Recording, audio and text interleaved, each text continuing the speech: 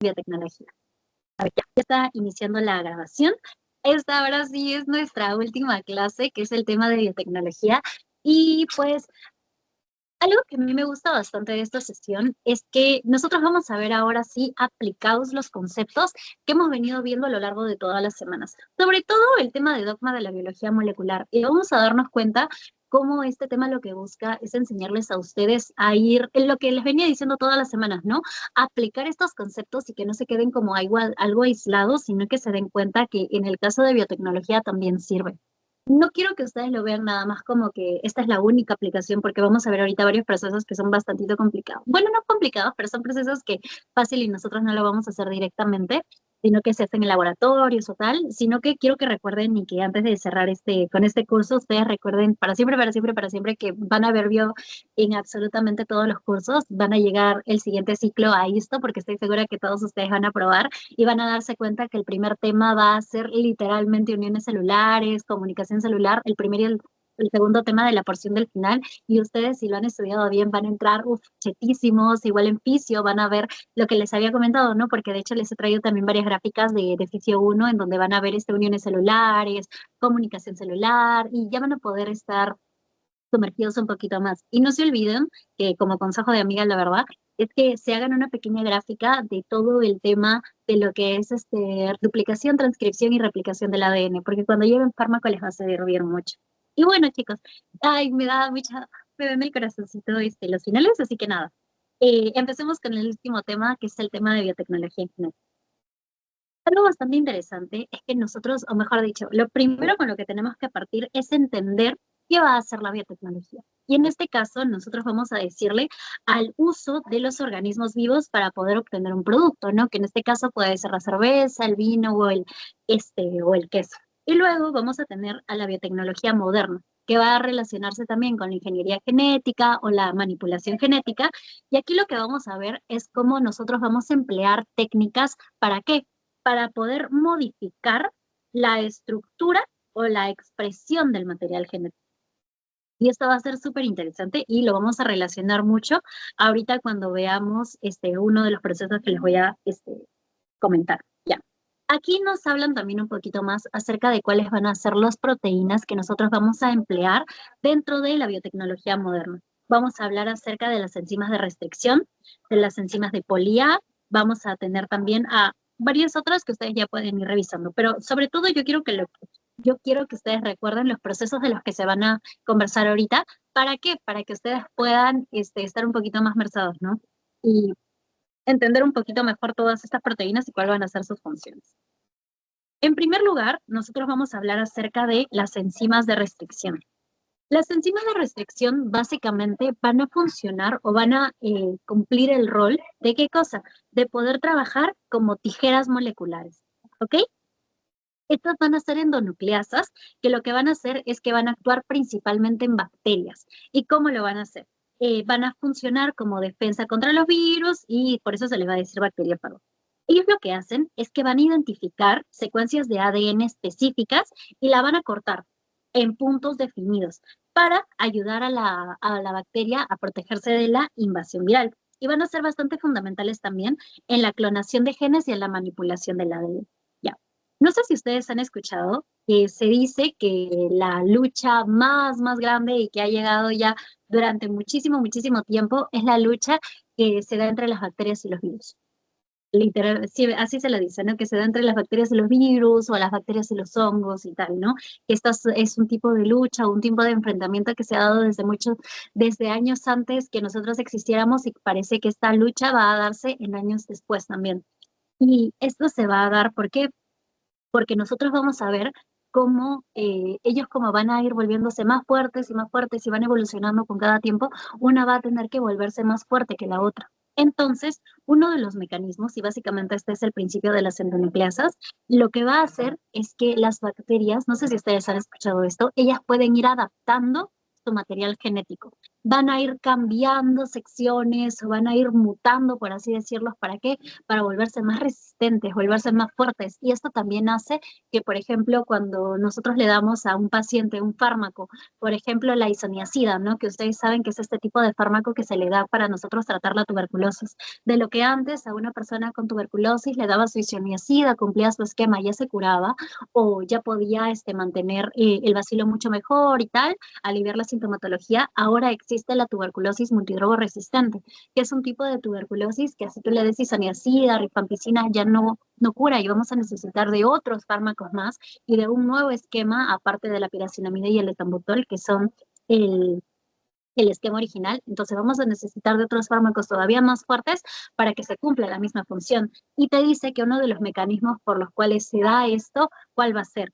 Que ellos agarran su ADN y miren, de lo que nosotros vamos a tener esta hebra original, lo que van a hacer es que van a generar un corte. ¿Se dan cuenta? Miren. En este caso nosotros tenemos una secuencia de 6 de 6 pares de bases. Cierto, tenemos 6 pares de bases arriba y 6 pares de bases abajo. ¿Qué pasa? Las endonucleasas ahora lo que van a hacer es que van a cortar los primeros 5, los finales, últimos 5 pares de base que teníamos en nuestra primera cadena y el último par de base que se encontraba en la segunda cadena. Y en este caso va a ser opuesto, ¿no? Aquí lo que vamos a cortar va a ser el primero y luego botamos a los primeros 5. ¿Para qué? Para que se desprenda esta parte del ADN y ahora estos dos plácatas que se pegotean y se cree un nuevo material genético, porque nosotros hemos visto que si por A o B hay una deleción o se insertan nuevos nucleótidos, tal, cambia, ¿no? Todo el marco de lectura se va a leer distinto, en este caso los pares de bases que van a ir formando nuestro nucleótido. Y básicamente eso es lo que van a hacer las endonucleasas. Van a ser tijeras moleculares, van a buscar cortar en ciertas partes el ADN para quitar esas secciones y formar otra nueva cadena. Están mutando su material genético. Y te dicen que estas endonucleasas van a ser de origen bacteriano, van a tener especificidad de secuencia y también se van a poder utilizar para la clonación. ¿Por qué? Haciendo exactamente lo mismo. Van a agarrar determinadas porciones del ADN y en este caso lo van a utilizar de otra manera, pero van a necesitar de las endonucleasas para poder llevar a cabo este proceso. Siguiente. Luego de esto también nos hablan, y ustedes ya los conocen, de otro tipo de material genético que vamos a encontrar en las bacterias, que van a ser los plásmidos. Recuerdan que cuando nosotros hablábamos acerca de la diferencia entre células procariotas y eucariotas, yo les había comentado justo lo que les estoy diciendo ahorita, ¿no? Que las bacterias van a tener múltiples formas en las cuales ellas pueden generar resistencia. Es decir, pueden ir mutando y volviéndose más resistentes y más resistentes y más resistentes a los fármacos.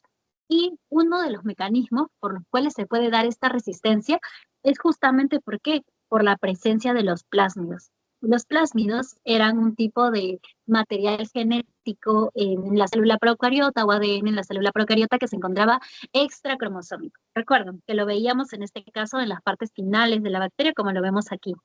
Y estas tenían a los pilis, que eran como unas agujitas que lo que hacían es que justamente podían transferir este plásmido desde una célula a otra, y así se contagiaba la resistencia entre las células. Iban mutando no solamente una, sino que se compartían. Pues básicamente esto es exactamente lo mismo. Y nos dice que lo que les había comentado, que los plásmidos van a ser moléculas de ADN extracromosómicos y van a ser circulares, ¿no? Ellos van a contener genes adicionales y por eso les dan ventaja selectiva. Lo que les decía, pueden generar resistencia. Y por eso, literalmente aquí, pues vamos a ver cómo se van a relacionar mucho con la resistencia a los antibióticos. Estos van a tener un tamaño variable, que puede ir entre los 4 a los 200.000 kilobases. Y van a representar, no, entre los 4 y los 200 kilobases. Y estos van a representar a miles de pares de bases más. Pueden tener también un número variable de plásmidos. ¿Por qué? Porque una célula puede tener desde uno o muy pocos hasta miles y miles de plásmidos, lo que puede ocurrir en un solo cromosoma bacteriano. Y también esto era lo que les comentaba, ¿no? Esta puede permitir una rápida propagación de los genes dentro de una población bacteriana. Es decir, si una bacteria adquiere o tiene en su material genético la resistencia a lo que les decía, ¿no? A la rifampicina, por ejemplo, que es este fármaco que se usa para curar la TB, ¿qué puede pasar? Que este gen de resistencia se lo transmita a una bacteria, esta bacteria se lo transmita a otra, y luego vamos a tener una población de bacterias que todos van a ser resistentes a estos dos fármacos. Y pues lo que les decía, el plásmido lo que da es la resistencia a los antibióticos y también permite la manipulación genética. Luego vamos a tener al ADNR. Si no me equivoco, al ADNR. Bueno, aquí no lo tengo. Se me acaba de ir cuál es el nombrecito. Sí, perdón, ahorita lo vamos a checar. Ya. Va a ser un ADN compuesto por dos segmentos de especies, de especies diferentes, ya me acordé. Aquí lo que vamos a ver es que el ADNR va a ser un ADN en el que nosotros vamos a juntar material genético de, en este caso puede ser una bacteria, y por eso estamos hablando de que vamos a tener un plásmido que va a ser un vector, y luego vamos a agarrar este material genético de otra parte, que puede ser de un humano, de un animal, de una planta o de algún otro patógeno tal vez, y lo que vamos a hacer es que gracias a las endonucleasas vamos a pegar ambos ARNs, ¿ok? Y por eso nos dicen que el ADNR va a ser un tipo de ADN que va a estar compuesto por dos especies diferentes. Vamos a tener un vector, que en este caso va a ser el plásmido bacteriano, por ejemplo, y luego vamos a tener un inserto, que era esta porción de ADN que les había dicho que se pueden extraer de un humano, de una planta, de un animal. Y nos dice que el vector justamente va a ser este segmento o vehículo con propiedad de replicación, de hacer una copia. Selección, por ejemplo, y también tiene que ser funcional dentro de un organismo, como en este caso pueden ser los plásmidos, ¿no? Que habíamos dicho que son este material extracromosómico dentro de las bacterias. Mientras que el inserto va a ser una secuencia de ADN que nosotros queramos estudiar, modificar o expresar. Por ejemplo, un segmento de genoma, de gen o de ADN-C. Y luego nos dice que el hospedero va a ser aquel organismo que va a servir para que el vector y el inserto, es decir, el ADN modificado, sean funcionales. Por ejemplo, y nosotros lo que estamos haciendo, como vemos aquí, es agarrar un ADN extracromosómico de una bacteria, es decir, un plásmido. Ya. Tenemos a nuestro plásmido original. Va a venir una endonucleasa y lo que va a hacer es que va a partir una porción de nuestro ADN del plásmido y va a agregarle, en este caso vamos a ver que se ha hecho un huequito, y lo que va a hacer es que va a sacar una secuencia de ADN de otra bacteria, como lo va a hacer en un E. coli, digamos. Y lo que hace ahora es que va a incrementar a este plásmido esta otra secuencia de ADN. Luego, para que este proceso se pueda llevar a cabo y verificar si esta nueva creación de ADN es, podría decirse, funcional, lo que vamos a hacer es que tenemos que llevar al vector más el inserto, que es la nueva porción de ADN que le hemos incorporado, y se la tenemos que llevar ¿a quién? Se la tenemos que colocar al hospedero, para ver cuál va a ser la reacción y la función que al final del día tuvo esta conversión del ADN. Eso es lo que nos está diciendo. Y en este caso, como es un ADN de una bacteria, como en este caso podría ser Escherichia coli, ¿qué hago? El hospedero va a ser una bacteria también, que va a ser el que va a contener este material genético nuevo. Y pues esto era justo lo que les estaba comentando, ¿no? Aquí vamos a tener al ADN recombinante. Esta era la palabra que me estaba faltando. Vamos a tener a nuestro plásmido modificado porque le hemos agregado una nueva sección de ADN. Y luego esta nueva sección de ADN lo vamos a hacer, vamos a agarrar y vamos a insertarla ¿en quiénes? En nuevas bacterias, que en este caso van a ser E. coli, por ejemplo. Se le va a colocar este nuevo material genético a todos, ¿para qué? Para poder ver qué es lo que va a pasar, o sea, si se llevó a cabo la función, ¿no? Por ejemplo, una de las cosas que se podría hacer es que sea al revés. En vez de que el plásmido le dé resistencia a un fármaco, nosotros al hacer un ADN recombinante podríamos hacer que tenga mayor sensibilidad a este fármaco. Entonces, si ellos tienen este plásmido y lo transmiten a otras bacterias, una vez que se traten con rifampicina, por ejemplo, ya la rifampicina pueda acabar con todas las bacterias que sean más sensibles a ellas, ¿entienden? Ese tipo de cosas es lo que se busca, lo que se está buscando. Y luego de esto también vamos a tener a nuestras enzimas de restricción, que era lo que les decía, que va a cortar el ADN sin importar el origen.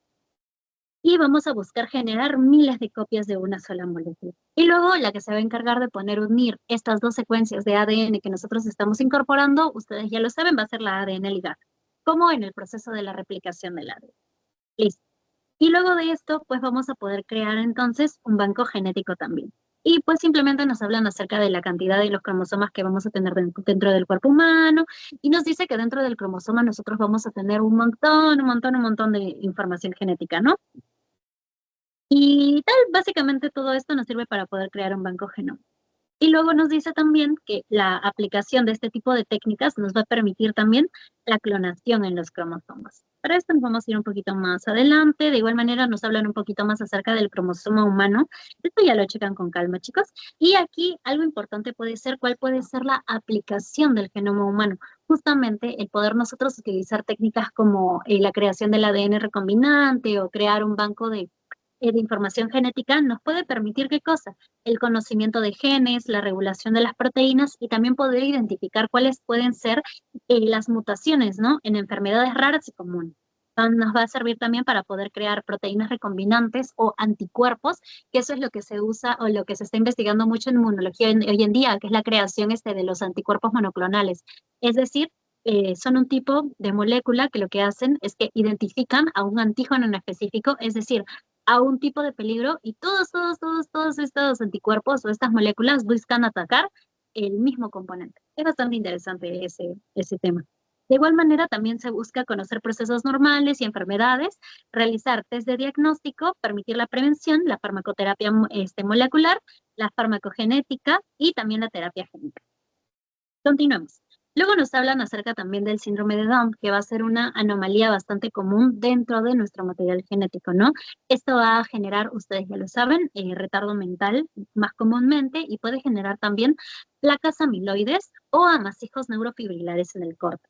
Y también va a existir la afasia del síndrome de Down. La afasia básicamente es cómo tú ves o cuáles son las características específicas que se relacionan con una enfermedad que tú vas a ver en la cara de la persona. Por ejemplo, existe una facies hipocrática, que son personas súper flaquitas que tienen hasta los cachetes hundidos. Eso ya lo van a ver en serio. Pero simplemente les dicen que cuando nosotros tenemos, o si tenemos una persona con síndrome de Down, va a cumplir esta característica también.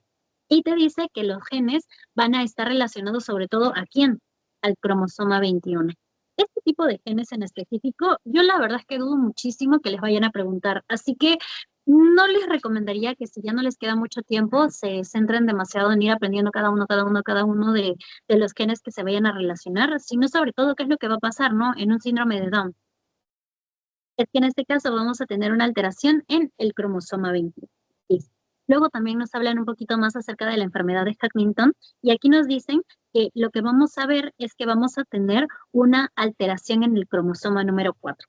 Y nos dice que vamos a presentar exones, ¿no? Y duplicación en el brazo corto de el cromosoma número 4. Simplemente relacionan. Ya. Huntington, ¿cuál es la alteración? Ya tenemos una alteración en el cromosoma 4. ¿Y qué va a pasar aquí? Parece que hay una duplicación. Vamos a tener más exones de los que deberíamos y se va a ubicar en el brazo del cromosoma 4. Bueno, simplemente relacionanlo con el cromosoma.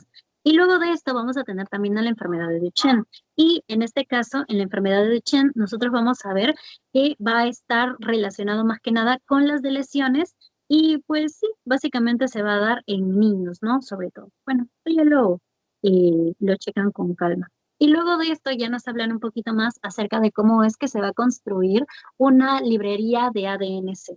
Esta va a ser una copia sintética del ADN que se va a obtener, mejor dicho, a partir de una molécula de ARN mensajero.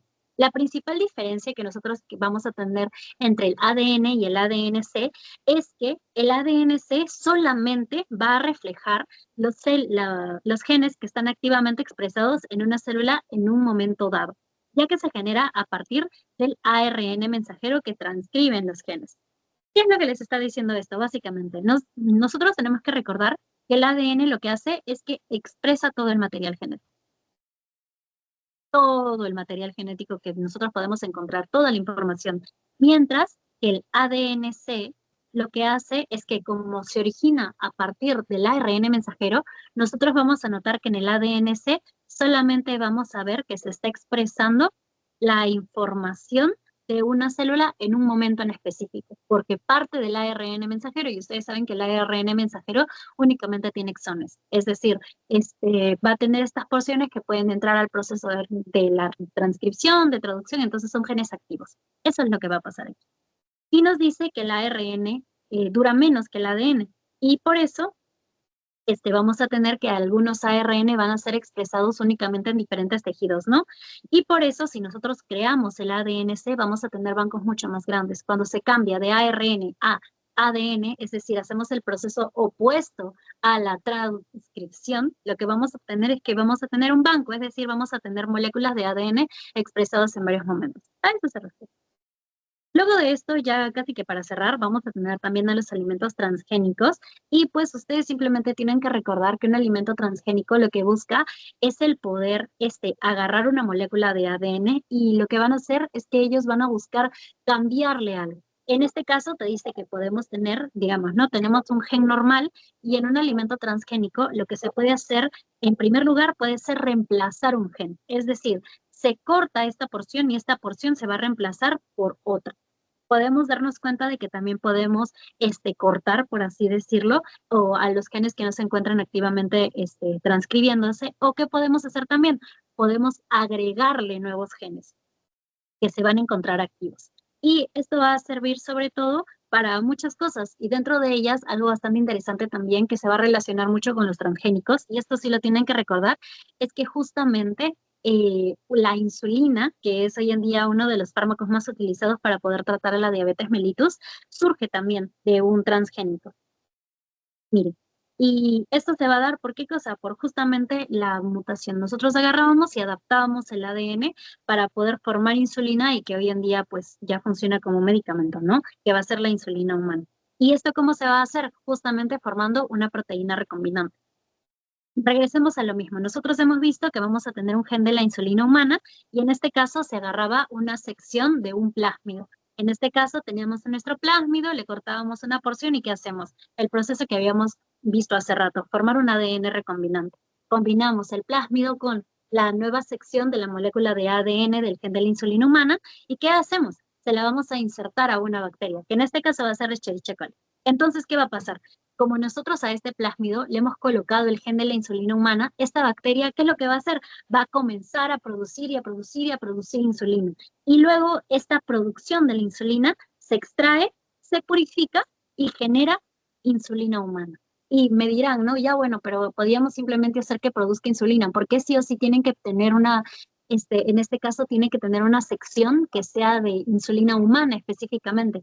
¿Por qué? Porque cuando ya tiene un gen humano, lo que va a hacer el cuerpo es que no va a generar una reacción inmune, porque va a reconocer a esta insulina como algo propio. Y para eso sirve el ADN recombinante con respecto a la insulina. Y esto va a hacer un cambio, ¿no? Porque a diferencia de la primera insulina que salió, la que únicamente se extraía de los animales, como los animales, aunque son parte de la misma línea, porque ambos somos mamíferos, van a estar un poco más lejanos a tener un producto que viene directamente del genoma humano. Entonces, si nosotros extraemos insulina de un animal, lo que puede pasar es que esto puede generar una reacción inmune. Es decir, se le puede insertar esta insulina a una persona y lo que va a pasar es que sus anticuerpos, lo que les había comentado, estas moleculitas de defensa, lo pueden captar como un peligro. Entonces comenzar a atacarlo, atacarlo, atacarlo y al final del día ir dañando otros tejidos, ¿no?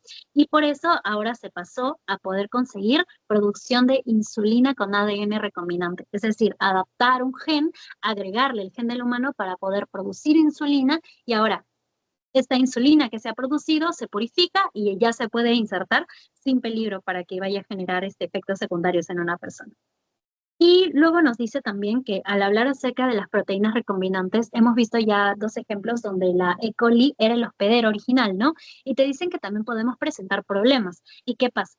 Normalmente las E. coli son las que nosotros utilizamos. ¿Por qué? Porque vamos a tener, en primer lugar, que va a ser un tipo de bacteria bastante conocida. Ya se va a saber cuál es la fisiología y la genética de la bacteria, entonces es más fácil para que las personas que se encarguen de la adaptación de estos genes puedan emplearla. Y también de igual manera puede tener fácil manipulación en el laboratorio y también tiene un relativo bajo costo porque se dice que se encuentra y es bastante fácil replicar este tipo de bacterias. Pero dentro de las desventajas es que ella no va a producir muchas modificaciones posttraduccionales que se requieren para la expresión de las proteínas en eucariotas.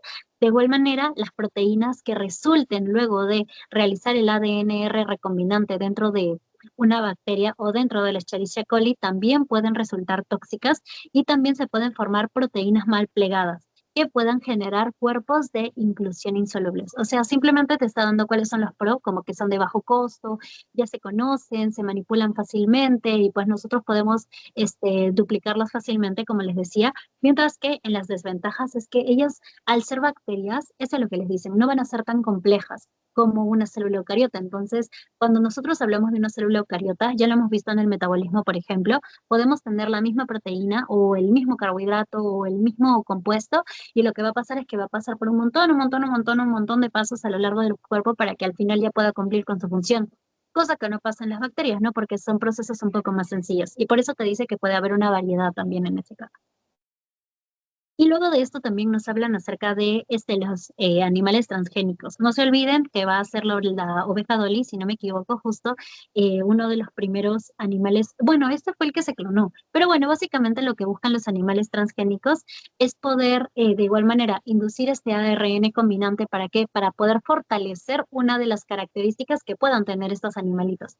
En este caso nos dice que nosotros, por ejemplo, en este ejemplo, lo que nosotros estamos viendo es que se produjo el ADN recombinante.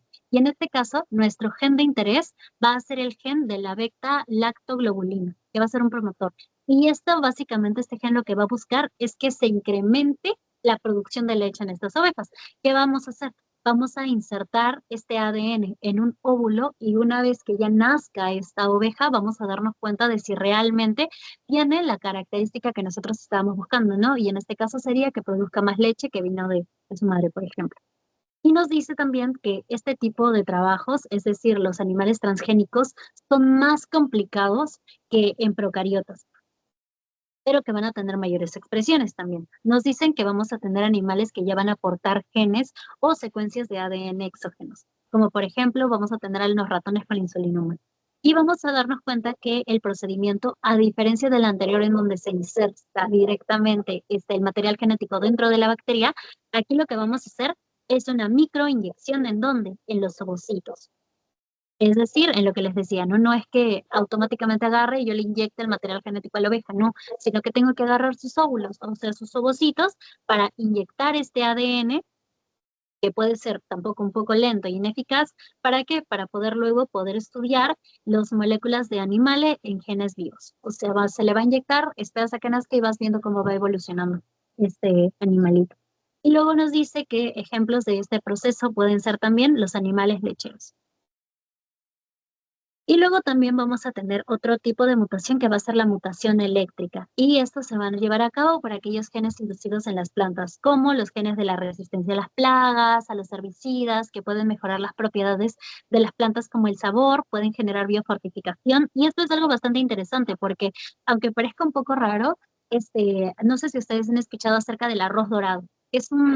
De igual manera, es un alimento transgénico que lo que se hizo fue agarrar y cambiar el genoma de la planta de arroz. ¿Y qué es lo que pasa? En aquellos pueblos, no me acuerdo si fue en África o en qué país en específico fue, lo que se hizo fue que se adaptó el arroz y se le agregó, si no me equivoco, vitamina A. ¿Para qué? Para volverlo más fuerte, ¿no? Porque nosotros sabemos que el arroz es bastante barato y sobre todo en aquellas poblaciones en donde no tienen mucho acceso, el poder fortalecer o fortificar este tipo de alimentos tan baratos como lo son el arroz, ya les da a las personas mayor facilidad de poder adquirir vitaminas que normalmente no pueden porque no pueden consumir otro tipo de alimentos. Entonces, aunque suene un poco raro todo el tema de los alimentos transgénicos, si estamos hablando acerca de manipulación, todo tiene sus pros y sus contras, ¿no? Aquí nos hablan un poquito más acerca de cómo es que se lleva a cabo este proceso. Y pues no se queda nada más ahí, o sea, no es únicamente el, ya sabes qué, voy a agarrar y quiero cambiar este ADN de esa bacteria para ver cómo está funcionando, o quiero ver si lo puedo hacer más o menos sensible. En este caso, también nosotros vemos cómo podemos utilizar este tipo de estrategias que no parezcan, como les digo, ¿no? Esto siempre entra a dilemas éticos porque hay personas que dicen que esto no es correcto y hay otros que dicen que al final del día son eh, parte del grupo de cosas que uno tiene que hacer para poder seguir creciendo al hablar de medicina, y por eso siempre entra una disputa a este tema. Pero aparte de únicamente hacer lo que les comentaba, como los alimentos, mutar animales, también se está buscando hoy en día el poder trabajar a nivel de terapia génica.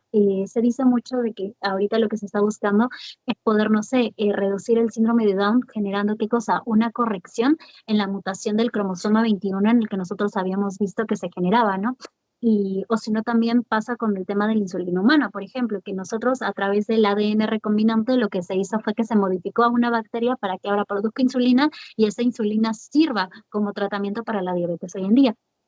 Entonces, esto es algo también que se está buscando aplicar en la enfermedad génica. Y esto es lo que le decía, ¿no? En la terapia génica, lo que estamos buscando ahora es poder modificar enfermedades hereditarias. En este caso, te hablan de enfermedades como lo van a ser los enfisemas pulmonares, que lo vamos a ver en el EPOC.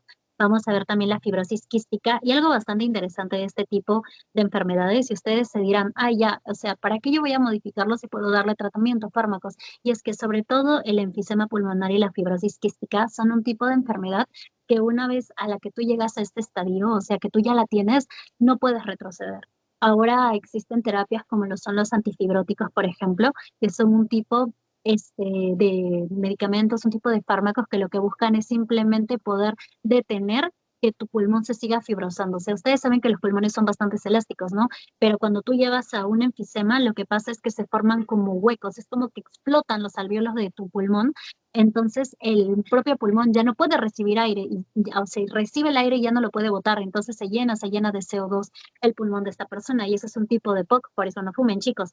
Mientras que la fibrosis quística es un tipo de enfermedad en la que nosotros vamos a ver cómo se movilizan fibroblastos y es como si fuera creando una red súper densa dentro de los pulmones. Entonces, ¿qué es lo que va a pasar? De igual manera, el pulmón ya no se puede expandir.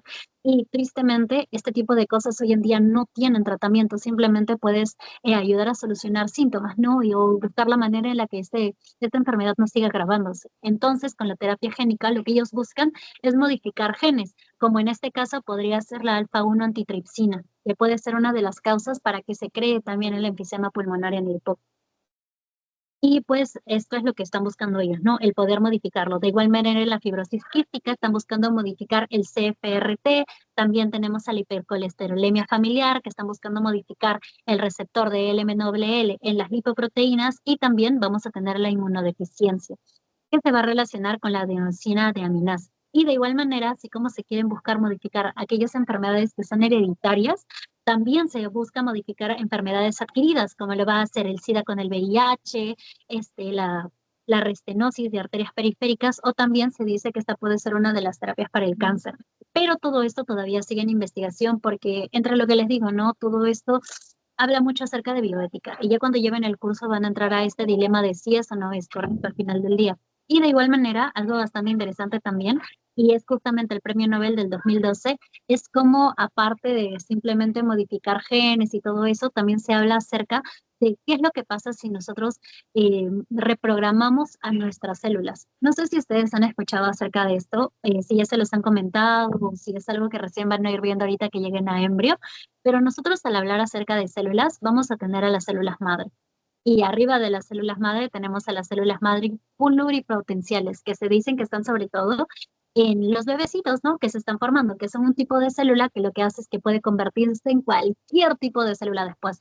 Puede volverse, pueden volverse neuronas, pueden volverse tejido, como músculo, pueden volverse hepatocitos, absolutamente lo que sea. Entonces, ¿qué es lo que pasa?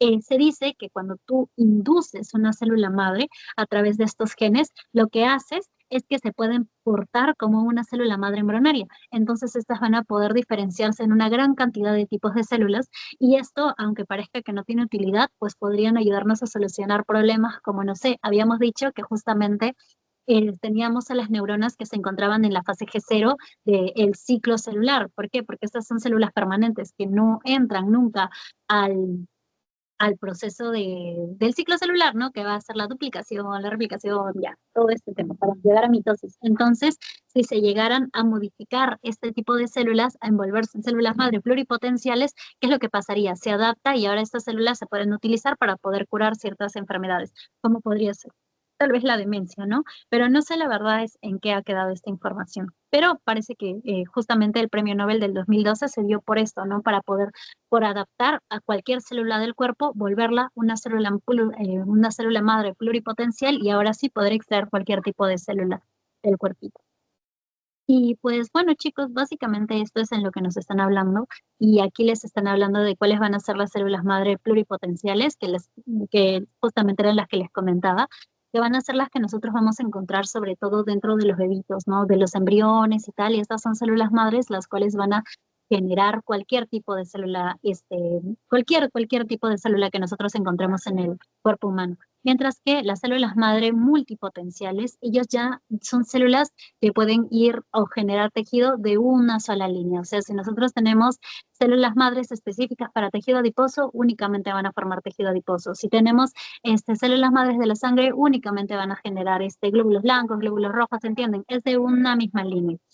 Luego, las unipotentes ya van a ser células madres muy específicas, como por ejemplo las células de los corazones, que solamente van a formar cardiomiocitos y tal, es una línea más y más chiquitita. Mientras que las totipotentes lo que van a buscar es formar a las células originales, ¿no? Que van a pasar de ovocito a mórula y luego de mórula ya vamos a entrar con las pluripotentes hasta que nazca el bebé, que van a ser las que se adapten. Y ya, chicos, pues básicamente es esto, ¿no? Con el tema de terapia génica, con el tema de biotecnología. Sé que esta clase es un poco rara, lo he hecho bastante rápido para no marearlos demasiado, porque sí es un tema un poquito raro, la verdad, pero simplemente ustedes tienen que recordar lo que les he venido comentando. ADN recombinante, tienen que recordar a las endonucleasas, que lo que van a hacer es que van a generar estos cortes en el ADN, y sobre todo llevarse que en esta clase lo que les buscan decir es que la biología se puede aplicar en múltiples áreas y es algo que no se limita únicamente a leer un libro, sino a buscar la manera en la cual nosotros podamos solucionar problemas como los que habíamos identificado muchas clases atrás, como los problemas que les venía diciendo, ¿no? Los enfisemas, la fibrosis pulmonar quística y todo este temita, buscando únicamente, o mejor dicho, aplicando conceptos que nosotros hemos aprendido a lo largo de las sesiones. Así que pues nada, chicos, sé que esta ha sido una clase un poquito rápida, pero bueno, muchísimas gracias. Ya con eso terminaríamos nuestra última sesión.